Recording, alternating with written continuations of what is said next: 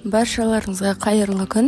Бүгін өте оңай, небәрі 30 минутта дайын болатын фаршталған макарон яшықтарын дайындайтын боламыз. Ол үшін ең алдымен ыдысқа фаршты және де ұсақтап туралған пиязды, оның үстіне жұмыртқа және де дәміне қарай паприка, тұз бұрыштарын қосып жақсылап араластырамын.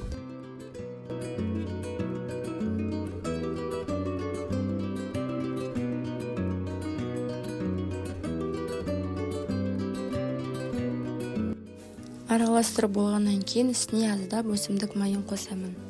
Салмасы дайын болды, әрі қарай фаршты салуға осындай саланги макарондарын қолданамын. Сіздер де кез келген осы сияқты макарон түрін қолдансаңыздар болады. Осы саланги макаронның сыртында қалай қолдану керектігі туралы барлық нұсқаулықтар бар. Қарап көрсеңіздер болады.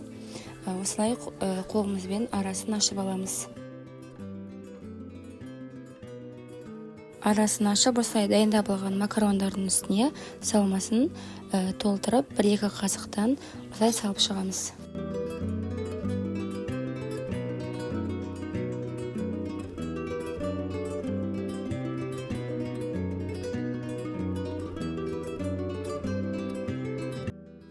Енді әрі қарай осы фаршталған макарон яшықтарын пісіретін боламын.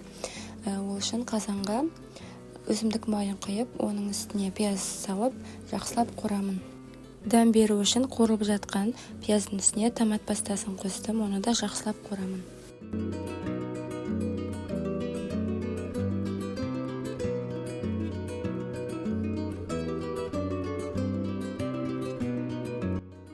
Мен үстіне осылай картошка қостым. Негізі ол міндетті емес, сіздер қоспасаңыздар да болады.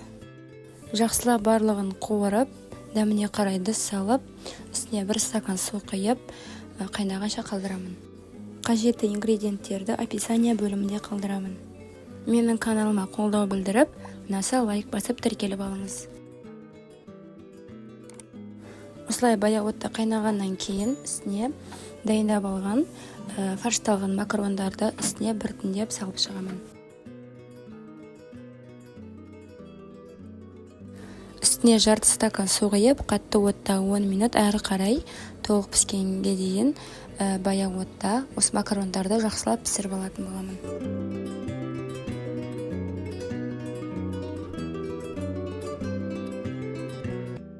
Пісіп болғаннан кейін үстіне сыр салдым.